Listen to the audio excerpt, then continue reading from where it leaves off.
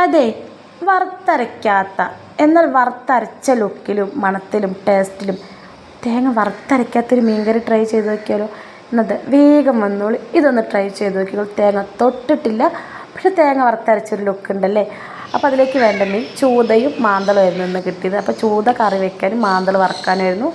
മുളകും പൊടി, മഞ്ഞൾപ്പൊടി, ഉപ്പ്, സുർക്കൊഴിച്ച് മാന്തൾ വറുക്കാൻ വേണ്ടി പുരട്ടി വെച്ചു. അതിൻ്റെ മസാല ബാക്കി വന്നതുകൊണ്ട് മാത്രം കറി വെക്കാനുള്ള മീനും അതിൽ ചുമ്മാ അതൊന്ന് പുരട്ടി വെച്ചെന്നുള്ളൂ. പുരട്ടണം നിർബന്ധമൊന്നുമില്ല, മസാല ബാക്കി വന്നതുകൊണ്ട് മാത്രം പുരട്ടിയതാണ് കേട്ടോ.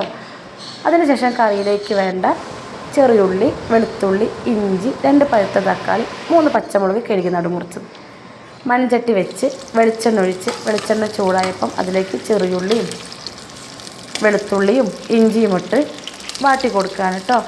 ഒരു 4-5 വെളുത്തുള്ളി അല്ലിയും ഒരു ചെറിയൊരു കഷ്ണം ഇഞ്ചിയും ഒരു 10-20 ചെറിയുള്ളി ഉണ്ട് കേട്ടോ. അത് നന്നായി വാടി വന്നപ്പം അതിലേക്ക് 2 പഴുത്ത തക്കാളി മുറിച്ചതിട്ട് കൊടുത്തു.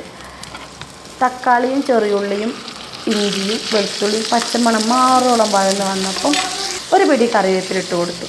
കറിവേപ്പില ഒന്ന് വാടിയപ്പം 2 ടീസ്പൂൺ മുളകും പൊടി, 1/4 ടീസ്പൂൺ മഞ്ഞൾപ്പൊടി, കറിക്ക് ആവശ്യമുള്ള ഉപ്പും, പിന്നെ വറുത്തരച്ച ലുക്ക് കിട്ടാനും ഒരു ചെറുതായിട്ടൊരു കുറുന്നൽ കിട്ടാനും വേണ്ടി ഒരു 1/4 ടീസ്പൂണോളം മല്ലിപ്പൊടി ഇട്ട് കൊടുത്തു. അതെല്ലാം കൂടി മിക്സാക്കി ഇളക്കി വഴന്ന് പച്ചമണം മാറിയതിന് ശേഷം കുറുകിയ പുളി, വാളംപുളി നന്നായി പിഴിഞ്ഞെടുത്ത് അതിലേക്ക് ഒഴിച്ച് കൊടുത്തു.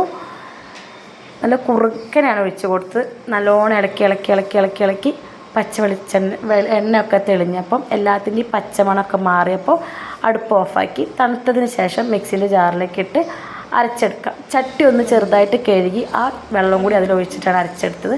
അതിനുശേഷം മൺചട്ടി വെച്ച് വെളിച്ചെണ്ണ ചൂടായപ്പോൾ കടുകിട്ട് ഉലുവിട്ട് ഒരു പിടി കറിവേപ്പിലും 3 ഉണക്കമുളക് നടുപൊട്ടിച്ചതും കൂടി ഇട്ട് അത് നന്നായി മൊരിഞ്ഞ് വന്നപ്പം ഈ അരച്ച് വെച്ചിട്ടുള്ള നമ്മുടെ മസാലയും കൂടി അതിലേക്ക് ഒഴിച്ച് ഒന്ന് മിക്സാക്കിയതിന് ശേഷം മിക്സിയിലെ ജാറിൽ വെള്ളം ഒഴിച്ച് നല്ലോണം ഒന്ന് കഴുകി ചാറിന് ആവശ്യമായിട്ടുള്ള വെള്ളം ആ മിക്സിൻ്റെ ജാറിൽ ഒഴിച്ച് നമുക്ക് ഒഴിച്ച് കൊടുക്കാം. കാരണം പുളി നമ്മൾ ആദ്യം ഒഴിച്ച് വറ്റിച്ച് അരച്ചെടുത്തത് കൊണ്ട് തന്നെ നമുക്ക് വെള്ളം എത്രത്തോളം വേണമെങ്കിൽ മിക്സിൻ്റെ ജാറ് കഴുകി ഒഴിച്ച് കൊടുക്കാം.